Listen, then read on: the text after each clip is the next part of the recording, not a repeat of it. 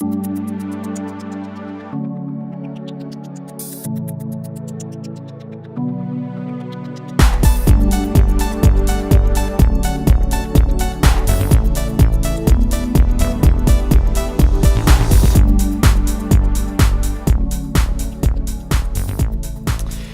guys, welcome to the channel again. This is BNC here, Brave New Cyclist, and today we are going to be looking at the analysis of the speedrun that I did last week.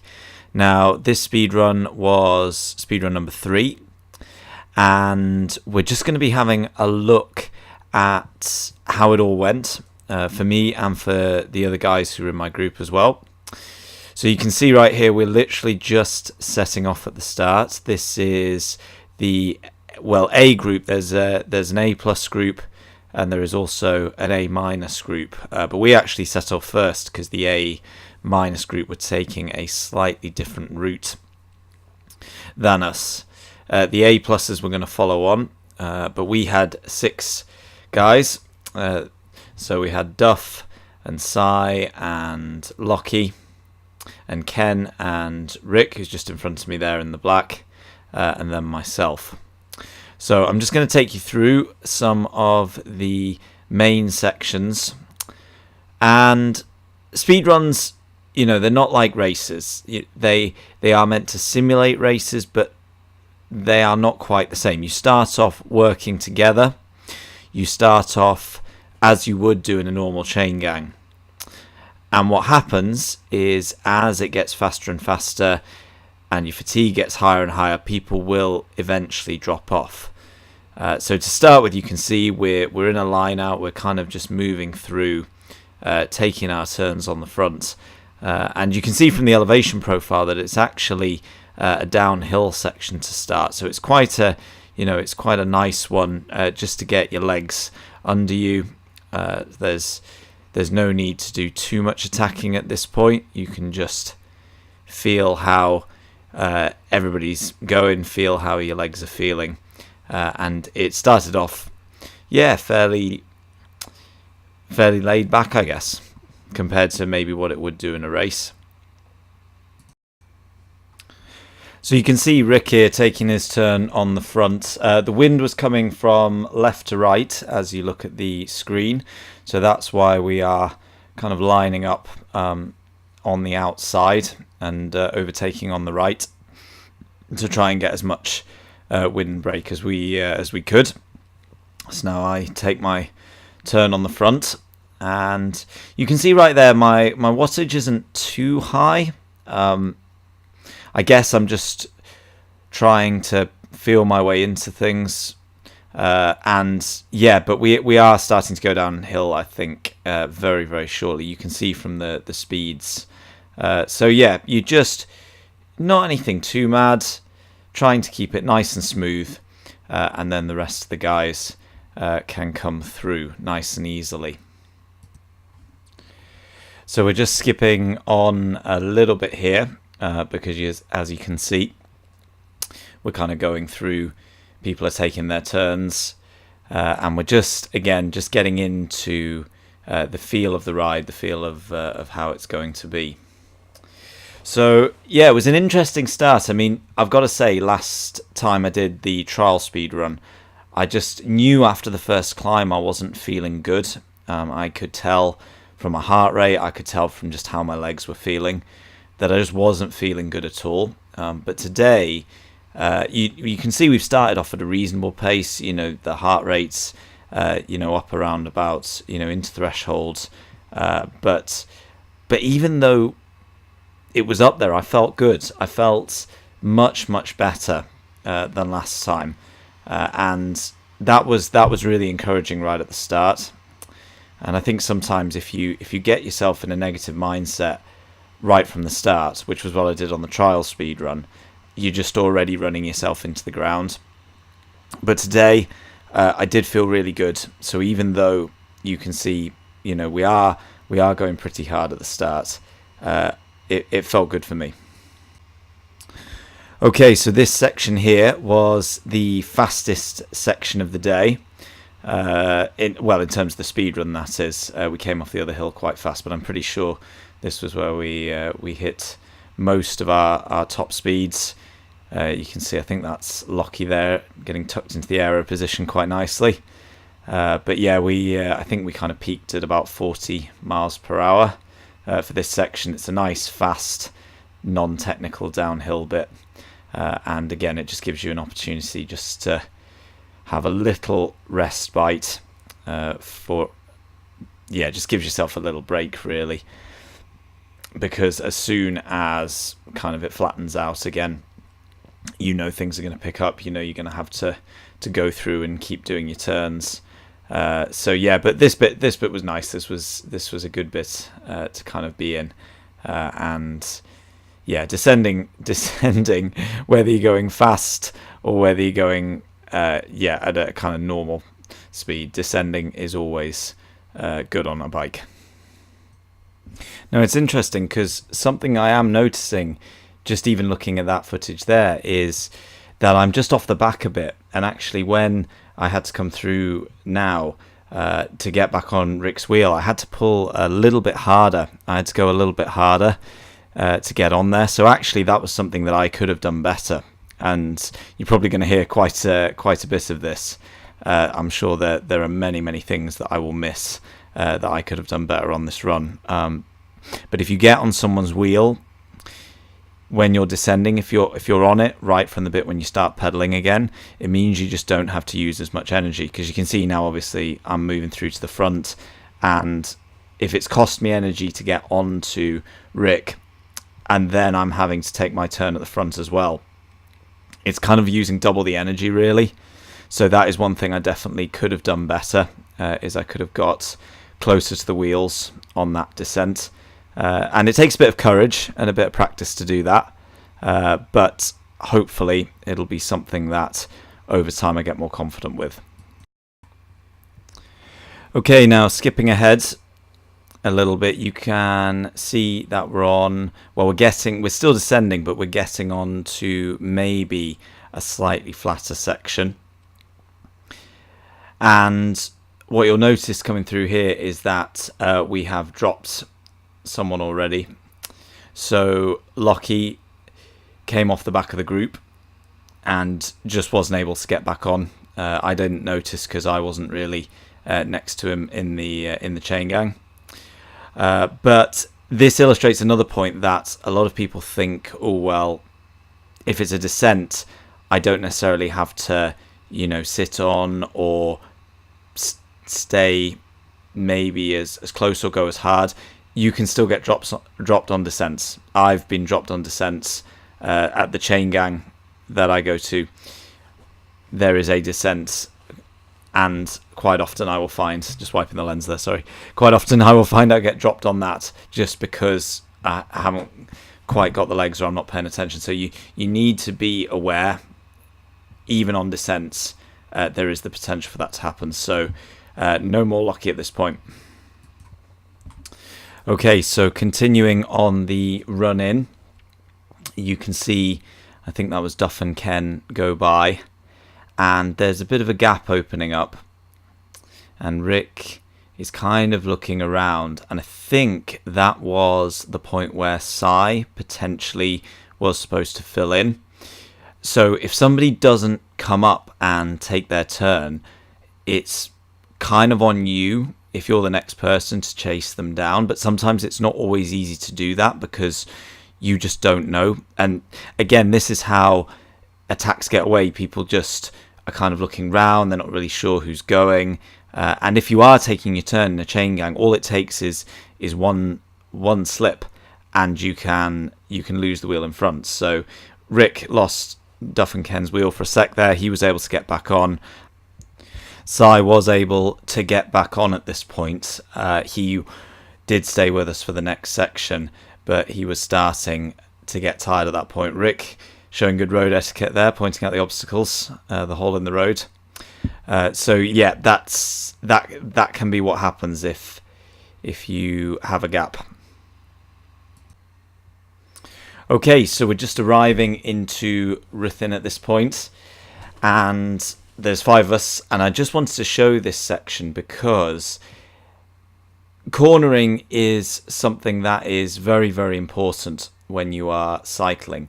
It can save you a huge amount of energy, and the races I'm wanting to do this year are track races, and a lot of the time it's about getting the cornering right so you save as much energy as possible. Now you can see Duff at the front, just about from where I am.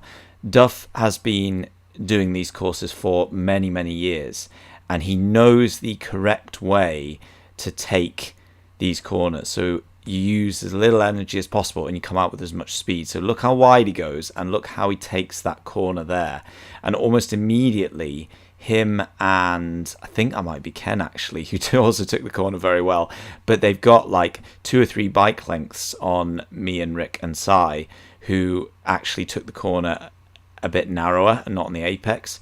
So it just goes to show that good cornering can really, really help you get a boost, and Duff and Ken had to use much less energy there to navigate that section. Well, Ken's using a bit of energy now, he's on the front, but that's kind of a given.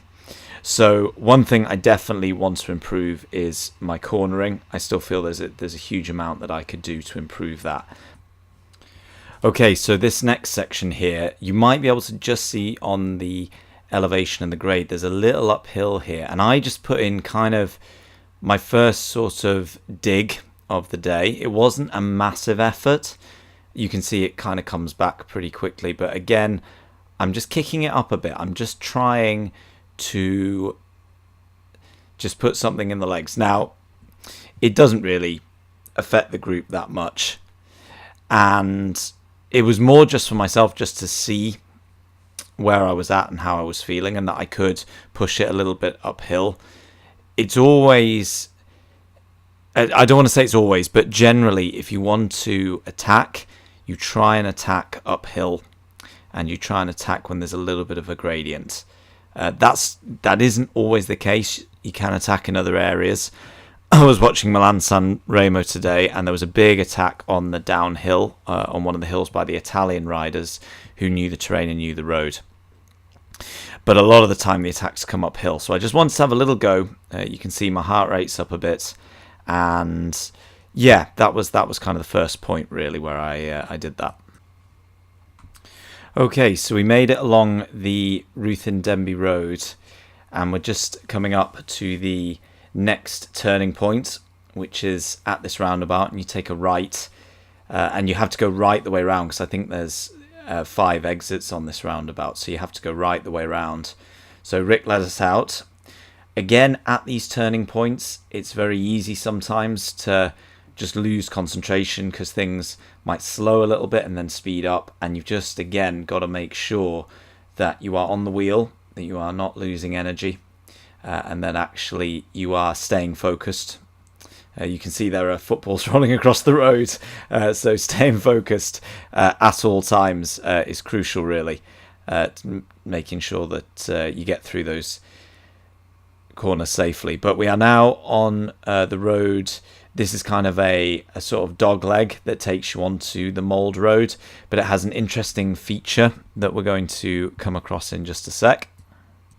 Now, as we get into this next section here, we see something rather sneaky happening on the right hand side if you look. Now, I'm assuming at the moment that we're all riding in a bunch, that I'm just taking the lead, and actually just on the right hand side there you can see Duff, and that is why my power suddenly spikes up. Now clearly Duff has checked over his shoulder to make sure there's no traffic, and he has just decided to again have a little go, have a little dig. Now if you are away on the other side of the road, it means people can't get onto your wheel. Okay, now this is not something that you should do unless you're absolutely sure that the sides of the road are clear. But Duff, he's been riding these roads for a long time. He knows the area and he knows what it is that he's doing. So at that point, he felt it was safe. And actually, if you are racing, it's a good tactic. Now, you've just missed a little bit there, or I've just missed a little bit there where I put in a little attack. And again, I got a bit of a gap which you can't see because I don't have a rear-facing camera. But at that point, I didn't think it was the best thing to try and time trial. So I actually sat up a little bit and waited for everybody to catch me up, which they did. Now, skipping on just a little bit up the road, we get to this feature that I was talking about. And this feature is a little uphill kick. It's not massively long, but you can see straight away Duff is at the back, and I knew he was going to have a go. So you can see me immediately go up the side and try my best to get on his wheel. Now, this was quite a crucial point because Rick had actually been doing his turn on the front there, and he actually struggled to bridge this move. Ken came round, I think, fairly quickly, but Rick struggled. And at that moment, Duff is looking back, and he actually wanted me and Ken to come through and actually push this, because you realise that Rick wouldn't necessarily be able to get back on. Now, at that point, I'm like, well, I've negated that attack. And so actually, you can see my wattage there. I just sit up. And then I do a little bit of work. But to be honest there, that was a mistake on my part. And I was chatting stuff about this afterwards. And when you have the hammer down at a point like that, you know, we can see we're still on a gradient. We're still on a climb. We needed to actually push through. And, you know, you can see there Ken comes through and he's actually at least pushing a little bit. But we didn't work hard enough there. We didn't work together. And ultimately, that meant that Rick, who was struggling at the beginning of that climb, was able to get back on. And that would prove very important later. So, yeah, again, another slight mistake on my part. There is always going to be mistakes, or there are always going to be mistakes you make on these rides, and that's kind of why you do them. Okay, so we are back working together now. We've just come down a little descent on the other side, and we are coming up to the next junction, which takes us onto the Mould Road, and from there it's pretty much a straight shoot to the finish. Now, Rick had got a little bit of a gap. I don't think it was a full-blown move that he was trying there. He was just maybe descending a little bit quicker than us. You can see from the lens it did start to drizzle a bit at that point, so you just had to be mindful of the conditions. It wasn't any sort of serious rain, but again, it just kind of makes you a little bit more mindful.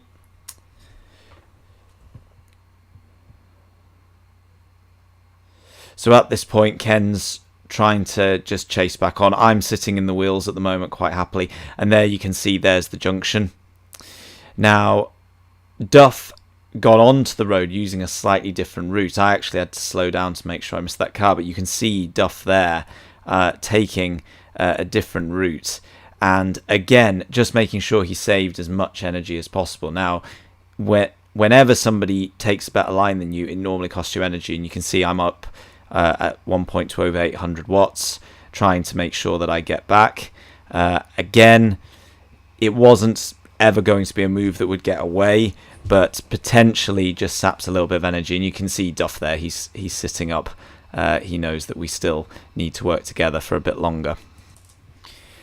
Now at this point we start to get onto the gradual ascent.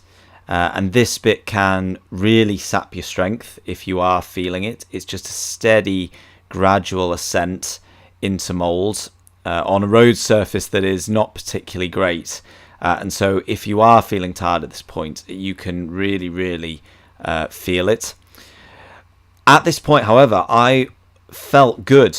I didn't feel like I was completely cooked from the ascent and the chase before.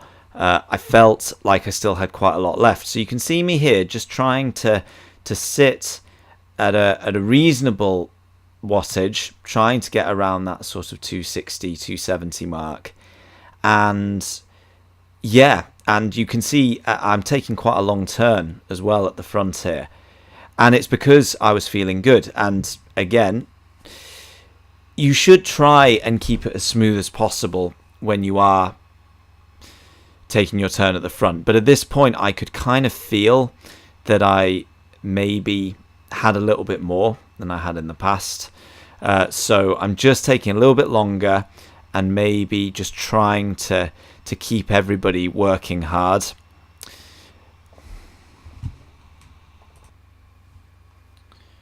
So everybody is taking their turns as we go up this drag, and we've still got the 4 of us together. I'm still doing my best to sit in to make sure I save as much energy when I'm in the draft as possible. And then when I get on the front, just riding at a level that I know I can maintain, but hopefully is pushing the other guys.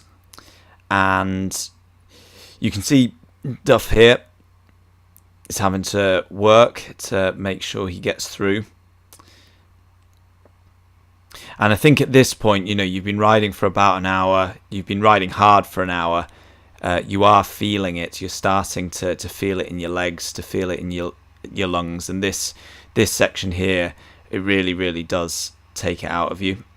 So I'm sitting in, and actually you can see that, you know, my heart rate's manageable. I'm not having to put in loads of efforts to keep up. I'm just working away and using the draft to my effect, and then Duff sends me through. Now at this point, again, I was feeling good and I wanted to actually try and put in a bit of an effort. So you can see, you know, I get over 300 watts, I get into a little bit of a time trial position, and again, I'm just trying to just make it hard for the guys behind me, just put in attacks. And again, you can see here actually, you know, I'm putting in attacks. Now, if I'm honest, I thought those attacks were good because they were wearing people out, and they were to a certain extent, but the issue was, and again, this was something I chatted to afterwards with Duff, I attacked in the wrong places. You can see here, it's, you know, it's a general 1% drag, but it's not one of the kind of steeper bits, and ultimately the guys are able to, you know, hang on my wheel. You know, they are able to get back on at this point. So, you know, did I attack at the right place? Did I not? It's open for debate. Now, the last section of video I'm going to show you is this bit here where Ken and I actually did manage to get a gap. Now, it was kind of unexpected, to be honest, because again, you look at the gradient and it's kind of a steady 1%. Duff's taken his turn on the front.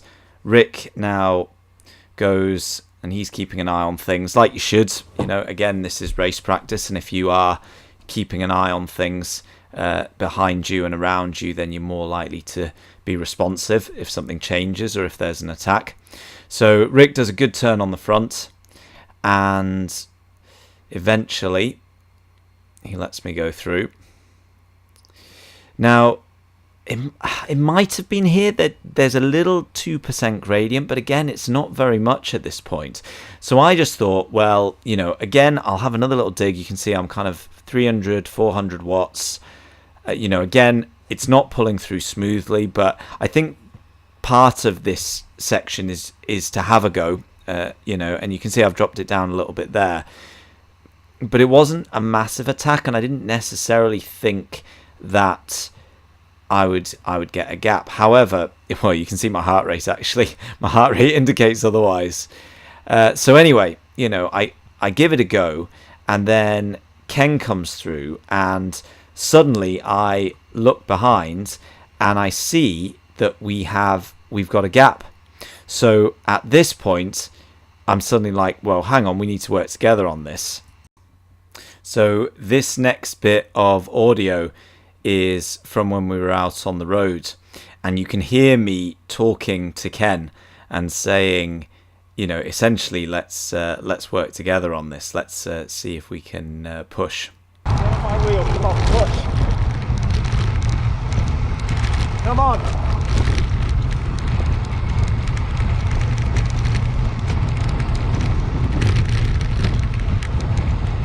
That's it, come on.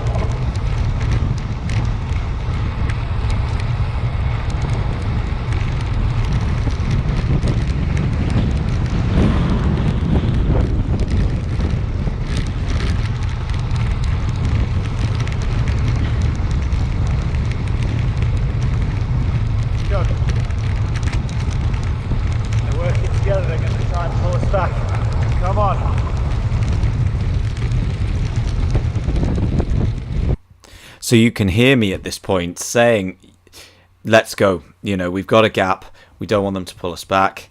My heart rate's right the way up, Ken's pushing really, really hard, and yeah, we went for it. We tried our best to get a bigger gap, we tried to work together, and again, we're in race situation. If you do get a gap, if you're in a group, this is what I think you would do. Now, I don't want to sound too presumptive because the amount of races that I've been in is very small, and so I don't want to automatically say I know what I'm talking about in this situation, but it seemed like a good opportunity. So we worked together, we took turns, we tried our best to build that gap, but eventually Duff and Rick were able to bring us back. And so we tried our best to get a bit of a gap, get a bit of distance, but it didn't work out this time. But it was a good effort, and again, it simulated a situation that might happen in a race. Now, folks, we pretty much have to leave it there at this point because really, really unfortunately, my GoPro ran out of battery with about 10 or 15 minutes left, and we missed the end. Now, when we finish these speed runs on this mould road, we always sprint for the mould sign, and there's a little kind of kicker ascent up it, and we were all together at the bottom. Duff attacked, I went with him, and we actually managed to get a bit of a gap on the others. Again, I kind of played it quite cautiously, more cautiously than I should have, and again, me and Duff should have worked together there to try and get a gap and get a bit of distance, but we didn't. Duff led the sprint out, I managed to get past him, but Rick and Ken were chasing. They managed to get past Duff, and Rick managed to pit me at the line to claim the win. So a big well done to him. Really, really good effort and a really, really strong ride.